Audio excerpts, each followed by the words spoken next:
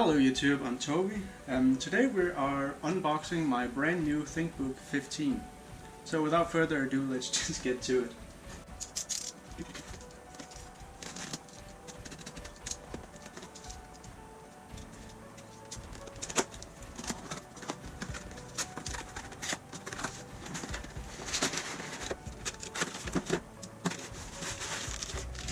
Alright, so immediately out of the box we get some paper, charger. Looks kind of small, but I don't suspect this thing uses a whole lot of power. Safety and warranty guide, and obviously the computer itself. Immediately it actually feels a lot heavier than I expected it to be. I honestly thought it was pure plastic, but I'm starting to suspect it may semi-metallic. Immediately we have the ThinkBook logo up here, Lenovo. Actually looks very nice. It's got a good feel to it. It's not too heavy, but it's not, you know, that cheap plastic light feeling. But if we look at the, well, at the back there's nothing. The bottom we have some vents. Let's see, here on the side we have a Ethernet port, HDMI, USB. I'm not sure what speed this regular USB port is, but I believe it's 2.0, seeing it's not blue. We have some USB-C, well, USB Type-C, I believe these are 3.1. Have a headphone jack. It's a combo jack for both mic and headphone. We have 3 LEDs, one that indicates battery, one for hard disk, and one for arrow. Alright, so on the other side we have a Keltington lock. We have the charging port, another USB port, full-size SD card reader, and this is... what is this? Alright, so we actually have a port with an additional USB port inside of it. I suspect this is to either put a small USB drive or a wireless adapter or something in there. Well, not wireless for Wi-Fi, but for like a USB wireless mouse. Alright, so let's try and open it up here, see what we find. Screen protector. It's a fairly large screen. It's 1080p. See, we have a trackpad with, I assume these are left and right mouse button clicks. 10th generation Core i5. Keyboard feels decent. Not too much flex in the screen. Not too much flex on the keyboard side, but it actually does feel like it is made of plastic. Can't say I'm 100% sure what exactly it's made of, but let's try and fire it up, see if it actually works. Alright, so it's been a while and it still needs like a ton of updates before it's ready. So I suspect that maybe the Windows 10 version on here may be a bit out of date, or maybe the drivers just weren't pre-installed on the system.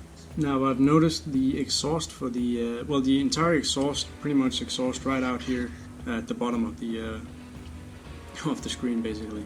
The exhaust for the CPU is somewhere over here, seeing as it gets a bit hotter over here than it does over here. It's actually quite cold over in this part of the whole thing. The fan itself, when it ramps up, it's not too bad. Standard laptop fan, I guess. Furthermore, over here, power button lights up, cool. Fingerprint scanner. I didn't set my fingerprint scanner up. I don't like, well, corporation having my biometric data, but that's just me. New update doing the well, driver updates and Windows updates. My icons down here disappeared. I didn't think much about it to begin with, but now I can't move the Windows update screen anymore, so I have a slight fear that the system may actually have crashed just, what, 20 minutes after firing it up.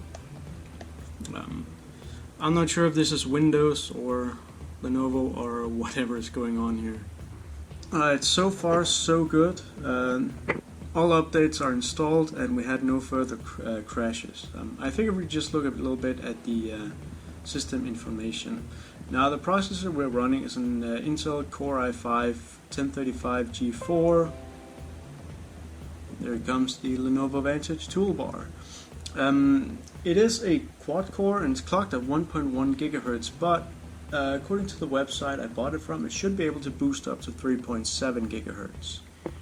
Talking about bloatware, we have the Lenovo, what's it called, the Lenovo Vantage button. I'm pretty sure I clicked uninstall when it popped up the last time, but it seems to still be here. We also have McAfee Lifesaver, I believe that's antivirus. I'm gonna see if I can't get that off here. I'm not too keen on using that, but right now I figure we should move on to some benchmarking. Now we're in good old-fashioned Cinebench R15 and we do have 8 threads, so that's awesome. The graphics I figured out is the Intel Iris Plus graphics, but I'll get back to you once we get the result of this test. And the result is in. We got 677 Cinebench points. That's not too bad. Now we've just started the OpenGL test in Cinebench R15 and it's actually running pretty decently on the Intel integrated graphics. I thought it'd be a slideshow, but so far it's doing pretty good. Now the result is actually way better than I expected, 41.2 frames per second, so you might actually be able to get a little bit of gaming out of this system. I might try that later actually. Alright, so I have the bottom off right now and we can get a short look at the internals. We have the CPU fan and the heatsink back here. CPUs.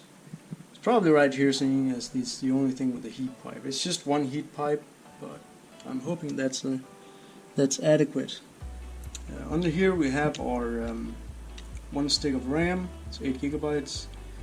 This is the M.2 SSD. It's half length this one, but it looks like it can take standard length. And over here we have a caddy for a hard drive, so in case you want that, you can install it. Now, just for fun, I wanted to see if I could play Counter-Strike Global Offensive, and it's not going very well. We are at medium settings. We're running just around 20 FPS, so no surprise there. CS:GO is not really an option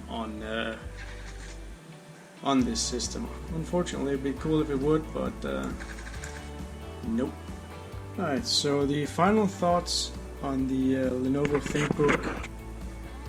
I actually like it. I got a little nervous when it crashed in the beginning, but yeah, that's something I forgot to mention before. You probably can't tell, but up here in the top there's the webcam, and it's got this little slider, privacy slider, and it seems like you have 2 microphones. Also, the speakers are pretty good. They're actually quite loud compared to what I thought they'd be. Also, I've done a little bit of writing and the keyboard it's actually very decent. But let me know what you think of this computer, and thank you very much for watching.